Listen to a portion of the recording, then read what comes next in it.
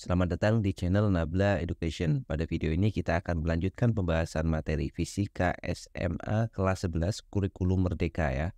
Jadi ini adalah bab kedua yaitu tentang kinematika. Sebelumnya kita sudah membahas bab pertama yaitu tentang vektor. Videonya bisa teman-teman lihat nanti di playlist atau linknya kita sertakan di deskripsi.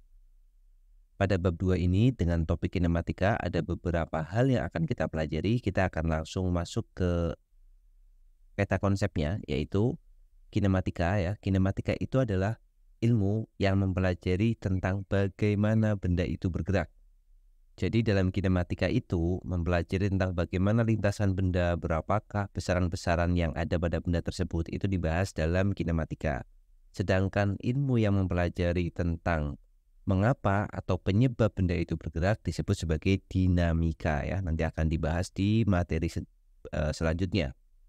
Oke, jadi pada kinematika ini nanti yang akan dibahas di materi ini adalah tentang gerak lurus yang pertama dan yang kedua adalah gerak melingkar. Berkaitan dengan gerak lurus nanti ada yang disebut sebagai gerak lurus beraturan atau GLB dan gerak lurus berubah beraturan atau GLBB. Nah, perpaduan antara gerak lurus beraturan dan gerak lurus berubah beraturan itu nanti akan menjadi gerak parabola. Jadi intinya kita akan belajar 3 topik yaitu gerak lurus itu sendiri, perpaduannya yaitu gerak parabola, dan yang ketiga adalah gerak melingkar. Untuk besaran-besarannya di gerak lurus nanti akan dikenal ada yang namanya posisi, jarak, perpindahan, kelajuan, kecepatan, dan percepatan. Tentunya istilah ini bukan istilah yang asing ya, tentu kita sudah sering mendengar istilah-istilah tersebut. Kemudian pada gerak melingkar nanti yang dibahas adalah gerak melingkar beraturan, meskipun ada juga gerak melingkar berubah beraturan, tapi sepertinya di buku ini tidak diulas ya. Nah, dalam gerak melingkar itu dibahas atau besaran-besaran yang termasuk di gerak melingkar nanti ada namanya sudut tempuh atau theta, kecepatan sudut atau omega, kecepatan linier itu V simbolnya biasanya, dan percepatan sentripetal adalah AS seperti itu ya. Nanti akan kita bahas topik-topiknya berkaitan dengan topik itu. Oke, kita akan langsung masuk ke materinya. Kita mulai dari yang pertama yaitu pengertian gerak ya. Jadi pada subbab ini akan membahas posisi dan kerangka acuan yang bersesuaian dengannya ya. Ini dengannya serta hubungannya dengan pengertian gerak. Oke, yang pertama adalah tentang kerangka acuan dan posisi. Nah, kerangka acuan dan posisi apa maknanya? Kerangka acuan dan posisi itu kita baca deskripsi yang ada di sini dulu ya. Kalian dan ibu kalian berbelanja keperluan berbeda di pasar yang sama. Bagaimana kalian menginformasikan posisi kalian pada ibu kalian ya? Misalkan posisi saya ada di sebelah kanan ATM ya, atau ada di sebelah kanan toko kue, atau ada di seberang toko sayuran. Nah, misalkan seperti itu kita sebut sebagai kerangka acuan. Kerangka acuannya apa tadi? ATM itu kerangka acuan, kemudian toko kue itu kerangka acuan, dan seterusnya ya. Kemudian pilot pesawat terbang perlu menginformasikan posisinya kepada petugas ATC ya, Air Traffic Control, secara berkala setiap agar tiba di tujuannya. Jadi pesawat juga sama itu, posisinya ada di mana, misalkan ada di sebelah tenggara bandara yang akan dia tuju dan seterusnya ya. Jadi itu adalah konteks dari kerangka acuan dan posisi. Oke, kita lanjutkan. Ada gambar di sini ya. Jadi di sini ada toko fisika, ada rumah Siti, rumah Tenri, rumah Keris, rumah Ayu. Ini rumah apa ya? Keris atau rumah apa ini ya? Kurang kelihatan tulisannya. Dan rumah Leni. Nah, sekarang apa yang diminta di aktivitas ini? Kalian berada di rumah Tenri. Oke, kita berada di rumah Tenri, rumah nomor 2. Bagaimana menjelaskan posisi kalian jika rumah Lani menjadi patokan? Nah, rumah Lani itu yang ada di sini. Rumah Lani itu akan jadi patokan, atau patokan itu kita sebut sebagai kerangka acuannya. Nah, bagaimana kita menyebutkan rumah Tenri jika rumah Lani itu sebagai kerangka acuan? Ya, kita dengan mudah bisa menuliskan apa? Bahwa rumah Tenri itu ada di sebelah ini utara, timur, selatan, barat ya. Berarti ini utara, timur, kemudian selatan, kemudian barat. Maka rumah Tenri itu ada di sebelah barat rumah Lani sebesar 1, 2, 3, 30 meter ya. Jadi ini 10 meter, 20 meter, 30 meter. Maka kita bisa katakan apa? Kita bisa katakan bahwa rumah Tenri 30 meter di barat rumah Lani ya. Nah, kita bisa menuliskan seperti ini. Itu yang disebut sebagai patokan atau kerangka acuan ya, atau titik asal itu juga bisa. Jadi rumah Lani itu sebagai kerangka acuannya. Kalau misalkan yang dijadikan kerangka acuan adalah toko fisika, berarti rumah Tenri berada di 30 meter di sebelah timur toko fisika. Misalkan seperti itu. Kalau yang dijadikan acuan adalah rumah Siti di sini, maka rumah Tenri berada di 10 meter di sebelah timur rumah rumah Siti dan seterusnya ya. Jadi itu yang disebut sebagai kerangka acuan atau patokan. Kemudian kita lanjutkan gerak sebagai perubahan posisi. Oke, ini ada ayo berdiskusi gunakan gambar 2.3. Oke, gambar 2.3 itu yang atas ya. Untuk melengkapi tabel 2.1. Sondang berada di rumah Siti lalu pergi ke toko. Perhatikan penulisan bentuk vektor. Kemudian Kezia, Lani dan ini rumah Kezia ini ya. Ini tulisannya adalah Kezia. Ini sudah ada keterangannya. Ini Kezia. Oke. Kemudian apa yang diminta di sini? Gunakan gambar 2.3 untuk melengkapi tabel 2.1. Sondang berada di rumah Siti lalu pergi ke toko. Perhatikan penulisan vektor. Kerangka acuannya rumah Kezia. Posisi awalnya. Jadi pertama dia ada di rumah Siti lalu pergi ke toko. Rumah Siti itu adalah rumah, atau kita copy aja gambarnya.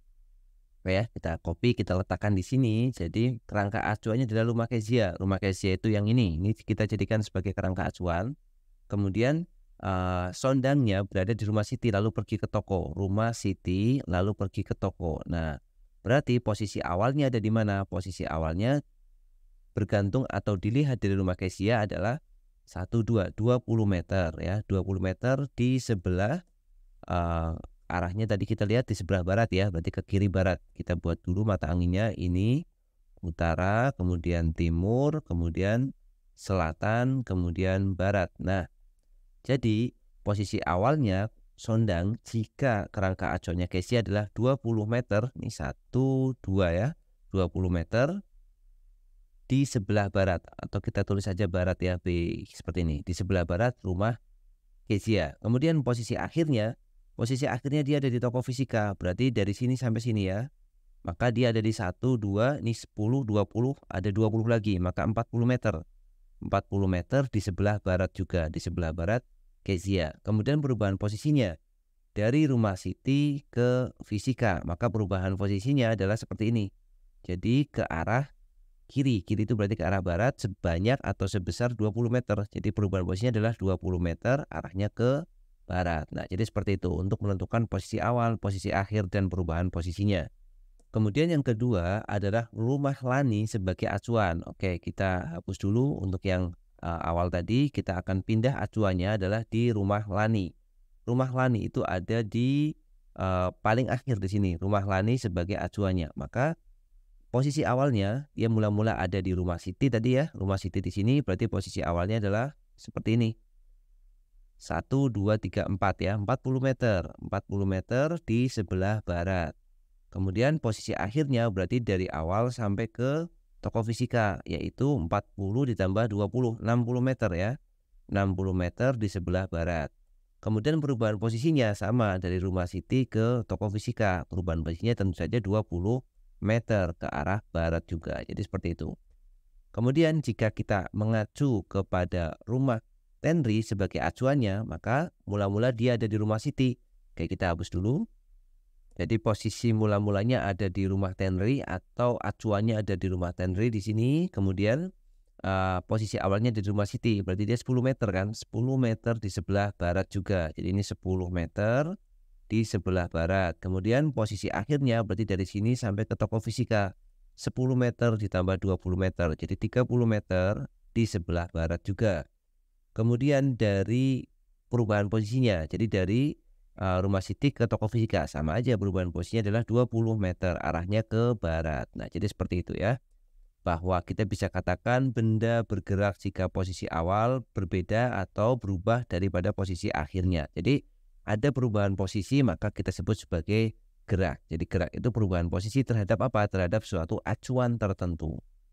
Nah, kemudian ini ada aktivitas 2.1, caranya sama ya. Jadi di sini ada menentukan posisi awal, posisi akhir, dan perubahan posisi ya. Yang pertama, kita diminta untuk mengacu kepada tugu kota. Tugu kota itu ada di sini nih, tugu kota ya. Jadi yang tengah-tengah ini adalah acuan kita. Ini yang kita beri silang ya, tugu kota. Kemudian seorang siswa berjalan dari puskesmas ke museum fisika.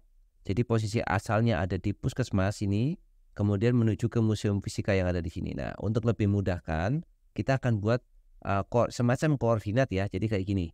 Oke, kita buat koordinatnya seperti ini. Ini akan memudahkan kita di mana tugu kotanya adalah ada di pusat koordinat ini. Ini adalah tugu kota. Kita sebut aja T ya, tugu kota. Kemudian posisi mula-mulanya dia ada di puskesmas. Kita perhatikan puskesmas itu berada di sebelah kiri tugu kota sejauh 200 meter ditambah 500 meter. Jadi 700 meter. Jadi posisi awalnya ada di sini ya. Puskesmas. Kita sebut P, nilainya 700 meter. Jadi kalau kita mau menjawab posisi awalnya ada di mana? Ada di 700 meter di sebelah kiri. Kiri itu berarti barat ya. Ini sama ini, barat. Di sebelah barat tugu kota. Jadi siswa tersebut ada 700 meter di sebelah barat tugu kota. Kemudian posisi akhirnya ada di mana? Ada di museum fisika. Museum fisika itu kalau diacu dari tugu kota, maka dia akan naik 200 meter. Misalkan ini 200 meter. Kemudian dia akan ke kanan 200 meter juga. Jadi dia naiknya 200 meter, ke kanannya juga akan 200 meter. Kita buat seperti ini misalkan. Nah ya, di sini dia ke kanannya juga 200 meter. Kita buat kayak gini biar lebih gampang. Nah, kita rapikan dulu. Oke, jadi posisi museum fisikanya ada di sini. Ini adalah M. Maka kalau kita lihat koordinat ini, posisi akhirnya ada di mana? Posisi akhirnya adalah di sini, di M ini. Ya, kalau kita gambar seperti ini, M. Nah, dia miring kan? Kalau miring berarti arahnya di antara utara dan timur kan, ke arah atas di antara utara dan timur. Jadi arahnya ada di timur laut ya. Kita tulis dulu posisi akhirnya ada di timur laut atau kita singkat TL ya, timur laut. Nah, berapa nilainya? Nah, karena ini miring, kita bisa gunakan Pitagoras. Ke kanan 200, ke atas 200. Pasti yang miring adalah 200 akar 2 ya. Kita bisa pakai Pitagoras, nih 200 akar 2. Berarti posisi akhirnya adalah 200 akar 2 arahnya ke timur laut. Kemudian perubahan posisinya kita bisa hitung dari posisi awal yaitu ada di puskesmas dan posisi akhir ada di museum. Nah, berarti perubahan posisinya bisa kita garis seperti ini. Oke, seperti ini ya. Jadi ini posisi awalnya di puskesmas dan posisi akhirnya ada di museum. Nah, berapa ini? Arahnya jelas sama ya, ke arah timur laut. Kita tidak menentukan sudutnya. Ya, teman-teman bisa menggunakan metode vektor. Kita gunakan aja arahnya ke timur laut gitu aja. Arahnya sama. Kalau mau menentukan sudutnya bisa pakai Pitagoras ya. Sekarang berapa nilainya? Berarti kan kita bisa lihat segitiga yang saya tandai ini. Ke kanan itu nilainya adalah 900 meter. Ke atas adalah 200 meter. Maka kita bisa cari yang warna merah. Jadi yang warna merah itu tidak lain adalah akar dari 900 kuadrat, 700 ditambah 200. Berarti 900 kuadrat ditambah tingginya itu berarti 200 kuadrat. Nah, ini tinggal dihitung pakai kalkulator aja ya. Maka kita akan dapatkan perubahan posisinya, yaitu akar 900 kuadrat ditambah akar ditambah 200 kuadrat, kemudian kita akar. Kalau kita bisa hitung nih kan 900 kuadrat ditambah 200 kuadrat ya, 100-nya dikeluarkan berarti 100 kuadrat, kita akarkan jadi 100, kemudian tinggal 9 kuadrat ditambah 2 kuadrat ya. Akar 9 kuadrat 9 kuadrat itu 81, 2 kuadrat itu 4, maka akan jadi 85. Berarti perubahan posisinya adalah 100 akar 85. Nah, jadi seperti itu. Nah, sekarang untuk yang kantor pos teman-teman bisa coba dengan cara yang sama, tetapi koordinat pusatnya itu ada di kantor pos di atas ini ya. Jadi kalau koordinat aja pusatnya ada di kantor pos, maka nanti gambarnya akan sedikit berbeda. Kalau misalkan mau digambar akan kayak gini. Oke ya, kita buat koordinatnya di sini. Nah, sekarang pusatnya bukan lagi tugu, tetapi kantor pos ya. Kantor pos itu ada di atas ini ya. Ini kantor pos, kita buat kantor posnya di sini K. Maka posisi mula-mulanya dia ada di puskesmas. Berarti dari kantor pos dia turun 200 meter ya. Jadi turun 200 meter, kemudian ke kirinya 700 meter. Jadi turunnya 200 meter, kita misalkan aja 200-nya sampai sini, 200. Kemudian ke arah kiri dia 700 meter. Ke arah kirinya 700. Oke, seperti ini. Jadi puskesmasnya posisinya mula-mula ada di sini. Kemudian posisi akhirnya yaitu di Museum Fisika. Museum Fisika itu ada di sebelah kanan kantor pos sejauh 200 meter ya. Jadi 200 meter ada di kanan sini. Nah, ini museum fisika ini adalah posisi akhirnya, ini posisi awalnya. Nah, sekarang tinggal lakukan cara yang sama ya. Teman-teman bisa ikuti untuk yang mencari posisi awal, posisi akhir, dan perubahan posisinya. Bisa dicoba nanti ya, caranya sama persis. Oke, kemudian tahukah kalian ada 2 buah pesawat United Airlines dan US Airways hampir bertabrakan di landasan pacu Providence, Rhode Island karena cuaca berkabut ya. Pilot pesawat United Airlines masuk ke jalur yang salah setelah mendarat. Nah, ini juga bahaya kan karena dia bukan jalurnya. Dalam percakapan dengan pihak ATC ada perbedaan persepsi tentang posisi pesawat karena menggunakan acuan yang berbeda. Nah, parahnya kalau kita pakai acuannya yang berbeda maka bisa menyebabkan hal-hal yang fatal seperti ini. Nah, intinya sangat penting kita menentukan atau menyepakati acuan yang akan dipakai. Oke, kemudian lanjutkan. Ayo cek pemahaman. Apakah seorang yang mengelilingi lapangan dimulai pada suatu titik dan kembali ke titik tersebut dikatakan bergerak? Jelaskan jawaban kalian. Nah, jadi misalkan kita punya lapangan seperti ini. Misalkan lapangannya berbentuk persegi panjang ya, lapangan bola misalnya. Jadi mula-mula ada orang posisinya di posisi 1. Kemudian dia akan bergerak kembali ke posisi awal. Jadi bergerak misalkan ke kanan, kemudian mengelilingi lapangan nih ke bawah, kemudian ke kiri, kembali ke kanan. Apakah orang ini dikatakan bergerak? Secara fisika orang ini dikatakan tidak bergerak ya. Jadi ini tidak bergerak. Kenapa? Karena posisinya tidak berubah terhadap satu titik acuan. Jadi kalau misalkan ini kita anggap sebagai acuan, berarti posisinya mula-mula di 1, akhirnya di 1, maka dia tidak ada perubahan terhadap acuan, maka tidak dikatakan bergerak jika dalam konsep fisika ya. Tapi kalau dalam konsep sehari-hari ya kita lihat orang itu bergerak karena sudah berkeliling 1 kali mengelilingi lapangan. Jadi secara fisika tidak, tapi kalau secara keumuman di kehidupan sehari-hari ya kita bilang dia bergerak ya, itu perbedaannya. Kemudian kita lanjutkan ke besaran-besaran gerak. Oke, di sini kalian akan mendalami besaran gerak, hubungan antar besaran dalam perumusan gerak, dan representasi gerak dengan menggunakan besaran-besaran fisis. Oke, ini mulai yang ketiga yaitu jarak dan perpindahan. Oke, ayo berpikir kritis. Apa di sini? Helikopter digunakan sebagai sarana transportasi baik di kota metropolitan maupun di pegunungan. Gambar 2.5a, oke, yang kiri metropolitan itu menunjukkan sebuah kota yang dipenuhi gedung bertingkat. Gambar 2.5b menunjukkan suatu kawasan pegunungan. Jika kalian bandingkan rute perjalanan dari A ke B dan dari C ke D menggunakan helikopter dan tanpa helikopter. Coba kalian bandingkan A ke B dan C ke D. Jelaskan jawaban kalian. Ini maksudnya gimana ini ya? Ya sama-sama gampang kalau pakai helikopter dan nggak pakai helikopter ya. Jadi karena sama-sama mudah, ini berpikir kritisnya kurang jelas instruksinya ya. Kemudian oke. Jadi poinnya sebenarnya kita ingin membedakan apa itu jarak, apa itu perpindahan ya. Oke, kita lanjut lagi. Ini ada rute merah, kemudian ada rute biru. Ini apalagi ini semut ya. Kita mungkin ini ya. Nah, sekarang kita masuk ke pokok pembahasannya yaitu tentang perpindahan dan tentang jarak. Jadi yang disebut sebagai perpindahan itu adalah perubahan posisi. Jadi posisi awal dan posisi akhir. Sedangkan jarak itu adalah panjang lintasan yang ditempuh. Itu namanya jarak.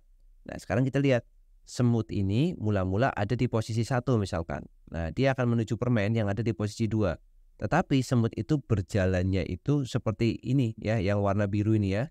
Jadi dia berjalannya lenggak-lenggok seperti ini. Nah, yang dilalui oleh semut ini kita sebut sebagai jarak. Warna biru ini adalah jarak. Sedangkan yang warna merah adalah perpindahan. Kenapa?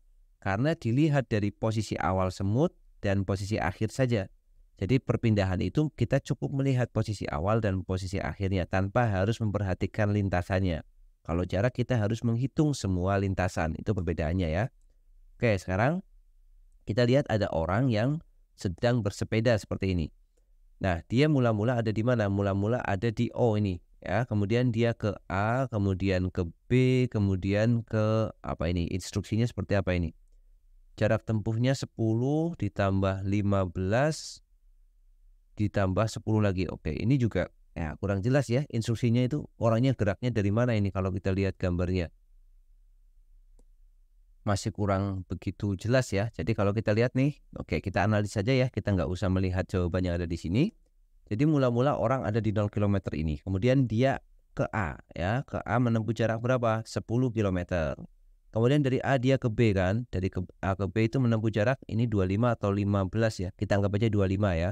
25 kilometer. Kemudian dari B dia balik arah ke arah A lagi. Berarti dia menempuh 25 kilometer lagi. Kemudian dari A ke O lagi. Berarti dia menempuh 10 kilometer lagi.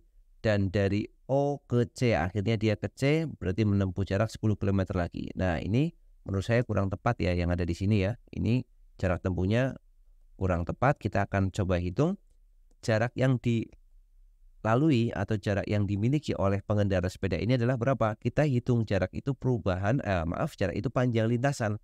Jadi 10 ke kanan, nggak usah pakai arah ya. Panjang lintas yang ditempuh berarti 10 ditambah 25. Kemudian ditambah lagi 25 yang ke arah kiri ini. Kemudian ditambah lagi 10, ditambah lagi 10. Nah, itu adalah jaraknya.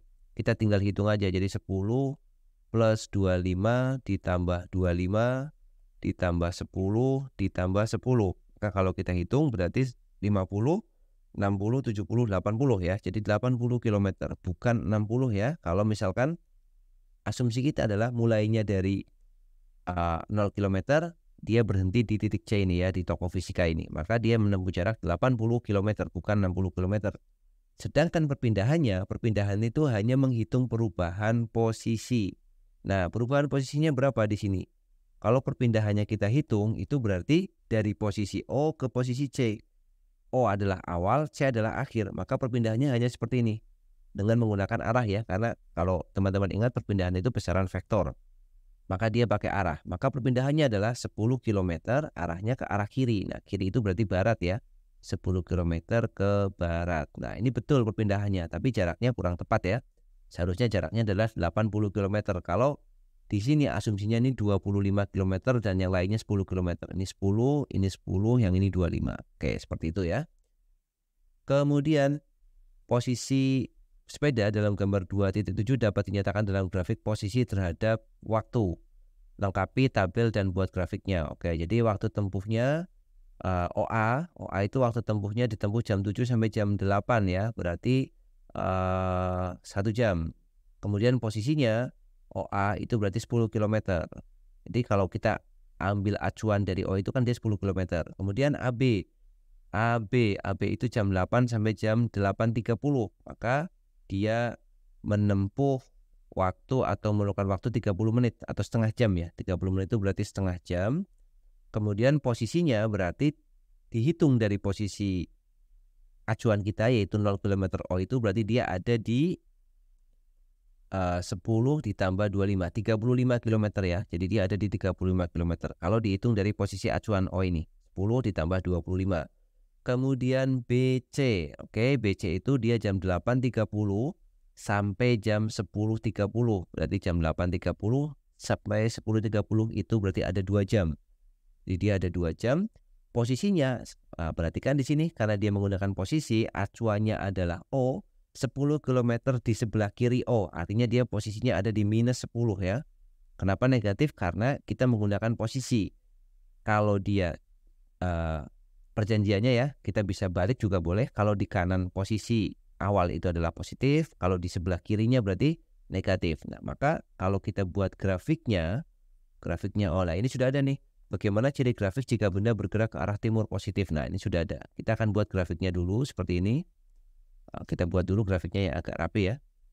Oke ya, jadi kita buat grafiknya seperti ini. Ini adalah posisi, biasanya pakai simbol S gitu. Ini adalah waktunya T. Ya, kemudian mula-mula dari titik O ini, kemudian OA dia ditempuh dalam waktu 1 jam. Nah, 1 jam kita gambar di sini 1 jam atau jangan terlalu jauh ya. Ini 1 jam. Ini waktunya T-nya dalam jam. Nah, 1 jam maka dia posisinya ada di 10 km. Jadi kita buat 10-nya ada di sini. Nah, ini 10. Maka posisi pertama dia ada di titik ini. Ya, kemudian dari posisi 10 km dia ada di AB. AB itu tadi sini. AB itu dia ada di 35 kan? Karena dihitung dari posisi O. Jadi dari 10 kemudian dia di 35. Seperti ini di 35. Maka waktu yang diperlukan adalah setengah jam. Jadi 1 kemudian sini 2. Berarti setengah jamnya ada di sini ya. Nah, maka grafiknya dia akan ada di posisi 35 km di posisi kedua. Kemudian yang ketiga, dia butuh waktu 2 jam. Jadi 2 jam dari posisi ini adalah 1,5, 2,5, kemudian 3, kemudian 3,5. Maka kalau mau 2 jam berarti 1, 2 ya. Di sini posisinya ada di -10. -10 misalkan kita gambar di bawah sini. -10. Nah, maka posisi ketiga atau di tabel ketiga itu posisinya menunjukkan posisi ini. Nah, maka kalau kita gambar grafiknya akan seperti ini. Ini kemudian naik, kemudian dia akan turun ya. Oke, jadi seperti itu grafiknya. Maka kalau kita ingin jawab pertanyaannya, bagaimanakah ciri grafis jika benda bergerak ke arah timur positif ya? Grafiknya ini naik ke atas kan. Bagaimana ciri grafis jika benda ke arah barat negatif? Grafiknya akan turun seperti ini. Apa yang diamati pada grafik jika terjadi perubahan arah gerak benda? Ya, grafiknya balik arah ya. Kan kalau kita lihat, kalau yang ke atas ini arah timur, kalau yang ke bawah berarti ini kan arah ke barat. Maka kalau dia terjadi perubahan arah gerak benda, maka grafiknya akan berbalik arah seperti ini. Bagaimanakah jika bentuk grafik jika posisi benda tetap sama atau benda tidak bergerak? Ya, berarti bentuk grafiknya akan lurus. Ini ya, misalkan kita buat grafik yang lain di sini, posisinya ada di 30 meter. Ini S, ini waktu. Kemudian dia tetap ada di 30 meter. Artinya kalau grafiknya seperti ini, waktunya berjalan tetapi posisinya tidak berubah di 30 meter. Ini berarti maksudnya adalah grafiknya untuk benda yang diam atau benda yang tidak bergerak. Bagaimanakah menentukan jarak dan perpindahan dari grafik? Nah, mudah ya. Kalau jarak itu kita hitung semuanya. Jadi kalau mau menghitung jarak berarti 35 ditambah dengan ini 35 ditambah dengan 35 lagi ditambah dengan 10, maka dapatnya 80 ya. Kita hitung semua nilai dari posisinya. 10 ditambah dengan ini 25 berarti jadi 35 ditambah dengan turunnya lagi 35 ditambah dengan 10. Maka jadinya 80 ini ya. Sama seperti ini. 10 ditambah dengan 25 ditambah dengan 25 ditambah dengan 10 ditambah dengan 10. Jadinya 80. Atau kalau dari grafik kita lihat aja nih.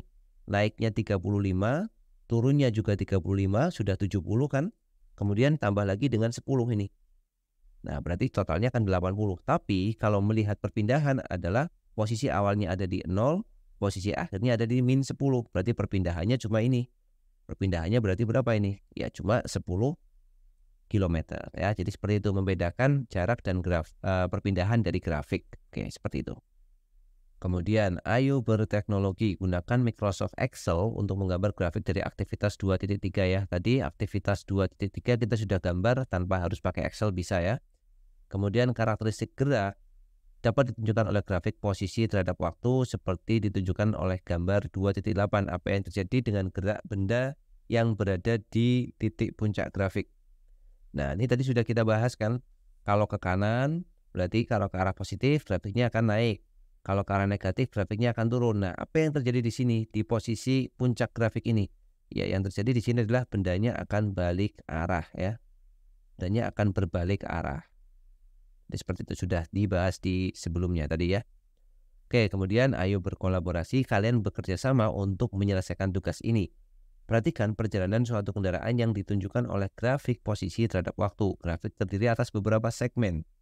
Untuk keseluruhan perjalanan, tentukan jarak dan perpindahan kendaraan, tentukan arah gerak dan perubahan posisi yang terjadi untuk setiap segmen. Oke, ini harus dihitung satu persatu ya. Jadi mulainya dari titik 0,0, waktunya ini dalam sekon, posisinya dalam meter. Oke, sekarang kita lihat dari O, pusat koordinatnya itu O ke titik A ya, kita sebut sebagai OA.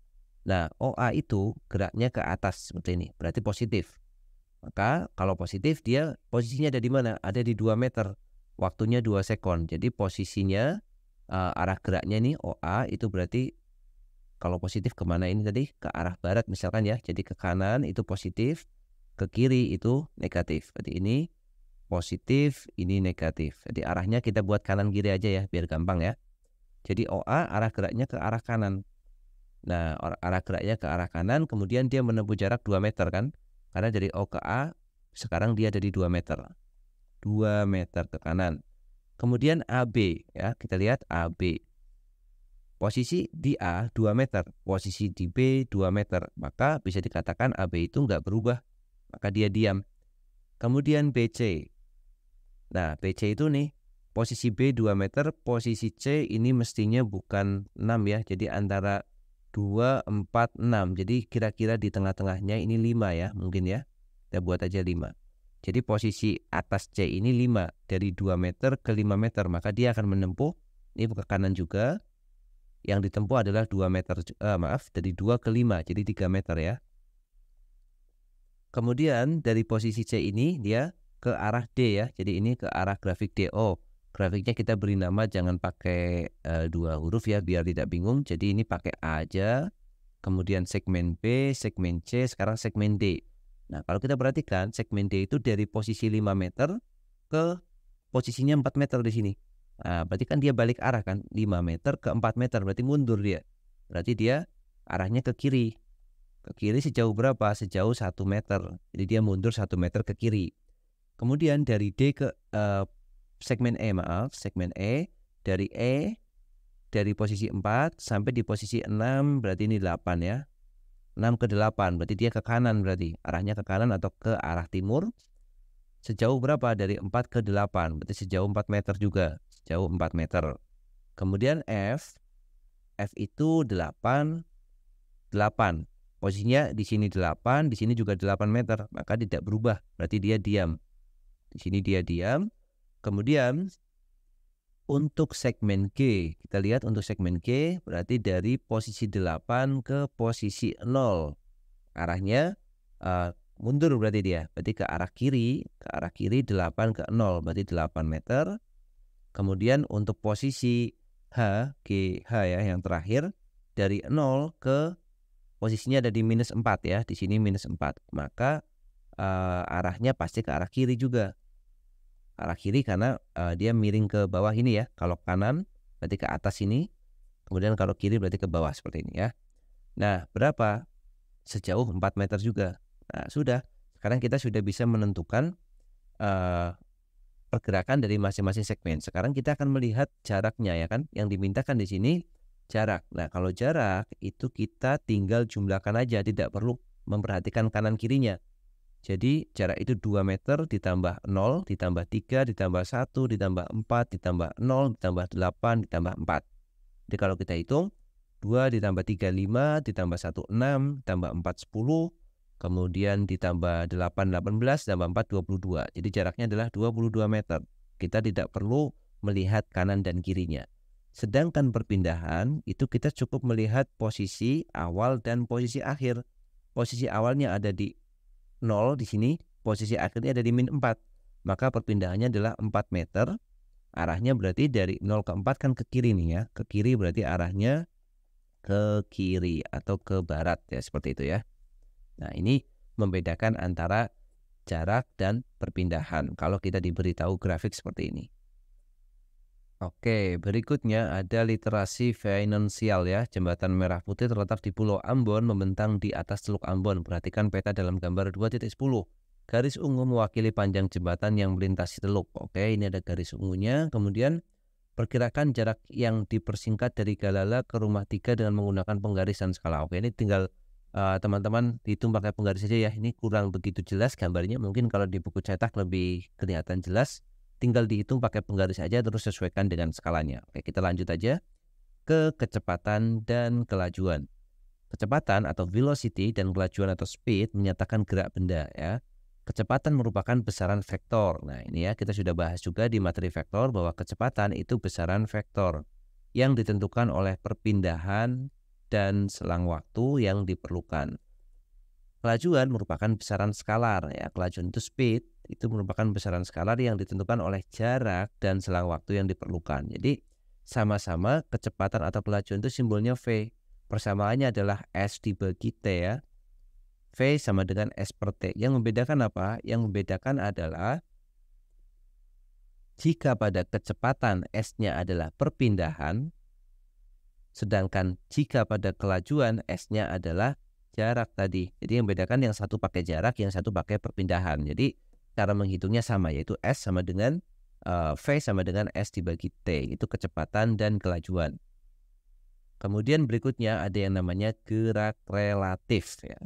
Dua orang berbeda melihat seseorang bergerak. Apakah keduanya menyimpulkan hal yang sama tentang gerak suatu benda? Oke, ayo lakukan kegiatan. Oke, di sini perhatikan gambar 2.11, motor bergerak dengan kecepatan 45 km per jam ke arah barat dan bis dengan kecepatan 50 km per jam ke arah barat. Jawablah pertanyaan berikut. Apakah supir bis melihat bahwa ibu yang dibonceng bergerak terhadapnya? Oke, jadi ini ada motor ya. Motor itu kita singkat aja M. Kemudian ada bis. Singkatnya B aja ya. Kemudian motornya bergerak dengan 45 km per jam ke arah barat. Barat itu ke kiri berarti. Ini 45 km per jam. Kemudian untuk bisnya itu juga sama ya. Bisnya itu bergeraknya ke arah barat juga. Berarti ke kiri. 50 km per jam. Nah, pertanyaan yang pertama, apakah supir bis melihat bahwa ibu yang dibonceng bergerak terhadapnya? Iya. Ya kan? Karena supir bis di sini, ibu yang dibonceng di sini. Supir bisnya bergerak 50, ini bergerak 45. Jelas ada perbedaan. Maka supir bis akan melihat ibu ini bergerak. Ya, kemudian apakah bapak yang membonceng ibu melihat bahwa ibu bergerak terhadapnya? Tidak ya. Kenapa? Karena posisinya tidak berubah terhadap bapak tersebut ya. Jadi ini tidak bergerak. Karena posisi antara ibu dan bapak itu tidak berubah. Maka jawaban yang pertama adalah iya, jawaban yang kedua adalah tidak. Nah, itu yang disebut sebagai gerak relatif. Ibu ini menurut supir bergerak, sedangkan ibu ini menurut bapak yang Gojeknya misalkan dia sedang naik Gojek ya misalkan ya. Jadi menurut supir ini ibu ini bergerak, tapi menurut supir Gojek ibu ini tidak bergerak. Jadi itu yang disebut sebagai gerak relatif ya. Jadi gerak ibu menurut supir bis ternyata berbeda dengan gerak ibu menurut bapak yang memboncengnya. Gerak relatif ibu terhadap bapak berbeda dengan gerak relatif ibu terhadap supir bis. Maka yang disebut sebagai gerak relatif adalah gerak yang ditentukan oleh kerangka acuan yang mengamati kejadian atau peristiwa tersebut ya. Ibu ini bergerak terhadap supir, tetapi ibu ini tidak bergerak terhadap driver ojek online misalkan. Atau ibu ini juga bergerak terhadap anak yang ada di samping ini ya, anak yang sedang memegang stopwatch ini. Oke, sekarang kegiatan ayo cermati. Untuk memperdalam pemahaman bahwa gerak bersifat relatif, perhatikan ketiga gambar 2.12 kemudian lengkapi tabel 2.3 keadaan B telah diisi sebagai contoh. Oke, ini ada pesawat terbang, ada anak, ada kecepatan angin, ada anak. Ini gambarnya kurang begitu jelas ya untuk angkanya. Nanti kita coba terka-terka saja. Oke, di sini ada keadaan B. Keadaan B itu berarti A, B, C. A-nya yang kiri mungkin ya, A, B, C seperti ini ya. Jadi V terhadap udara, kecepatan terhadap udara itu 800 km per jam ke timur. Kemudian V pesawat terhadap udara, ini kok sama, V pesawat terhadap udara, V pesawat terhadap udara, V pesawat terhadap tanah. Ini agak kurang jelas ya ini ya. Ini mungkin ada kesalahan di tabelnya. Oke, kita buat sendiri aja. Kita ambil untuk pesawatnya. Misalkan kita punya gambar pesawat ini, kita fokus di yang B aja. Ini B dulu. Tapi tabel ini ada kesalahan ya, karena ini sama-sama terhadap udara, ternyata jawabannya sama, jelas tidak mungkin ya. Oke, kita buat ABC seperti ini. Sekarang kita lihat bagian yang B ya. Bagian yang B, dia punya pesawat dan ada pengamat di sini ya. Di sini disebutkan bahwa kecepatan anginnya 40 km per jam. Kemudian anak tersebut mengukur, ini mesinnya 840 ya. Jadi ini mesinnya 840 km per jam. Jadi di sini ada tulisan 840 km per jam, kemudian ada angin di sini 40 km per jam. Nah, maka pesawat terhadap udara itu 800, pesawat terhadap tanah 840. Kemudian kalau kita lihat mestinya di sini adalah kalau V pesawat terhadap udara itu 800 km per jam ke timur itu udah betul. Yang di kolom kedua mestinya bukan V pesawat terhadap udara tetapi V angin terhadap tanah ya. Jadi ini adalah V angin terhadap tanah, relatif terhadap tanah atau terhadap bumi gitu. Jadi ini bukan terhadap udara karena di sini angkanya 40 km per jam kan, sesuai dengan yang ada di soal ini. Jadi 40 km per jam itu kecepatan angin terhadap tanah. Kemudian kecepatan pesawat terhadap tanah. Nah, jadi di sini anginnya ke arah sana, pesawatnya ke arah sana. Ini pesawatnya 800, anginnya 40. Maka kalau kita lihat ke kanan 800, ke kanan 40, maka yang dilihat oleh orang yang di bumi adalah 840. Nah, seperti itu maksudnya ya. Kemudian yang gambar A sekarang, udaranya tenang, nggak ada angin. Jadi V pesawat terhadap udara, V pesawat terhadap udara itu berarti tetap 800 karena udaranya tenang. Kemudian V pesawat terhadap V angin ya terhadap tanah itu berarti 0 karena anginnya tenang. Kemudian V pesawat terhadap tanah ya sama-sama 800 ya. Jadi karena tidak ada angin. Kemudian yang ketiga, anak ini mengukur, ini angkanya kurang jelas ini. Angkanya berapa ya? Ini angkanya tidak begitu jelas, tetapi kita tebak aja seandainya kecepatan anginnya 40 km per jam ya sebagai lawan dari kejadian B. Jadi kejadian C itu kita asumsikan anak ini akan mengukur ini berapa ya kira-kira ya, ini 840, yang ini 800, yang ini kita buat aja misalkan 760 supaya pas nanti ya. Jadi anak ini mengukur 760 km per jam. Nah, arahnya ke timur. Maka pesawatnya terhadap tanah itu tetap sama, terhadap udara itu 800 km per jam. Nah, di sini berarti 40 km per jam anginnya, tetapi arahnya berlawanan, bukan ke timur tapi ke barat ya.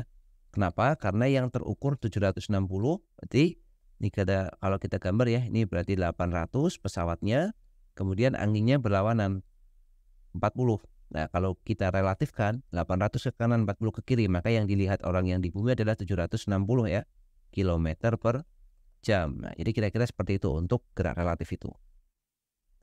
Kemudian ini apa? Jika dikatakan pesawat bergerak dengan kecepatan 800 km per jam, maka pertanyaannya kerangka acuan tanah atau udara.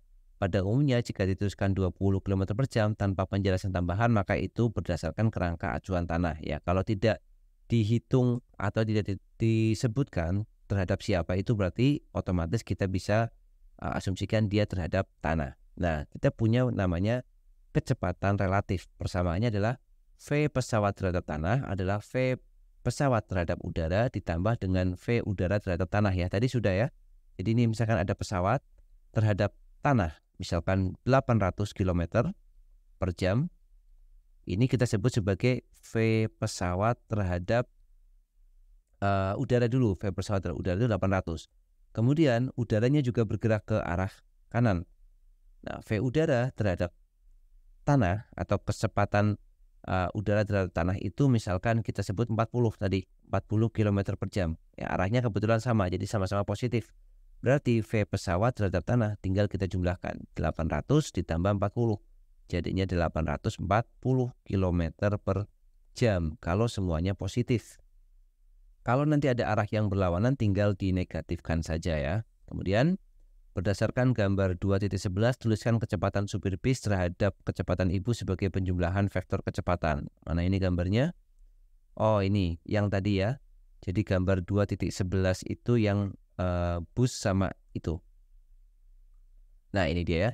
Jadi kecepatan supir bis terhadap ibu. Atau apa tadi pertanyaannya?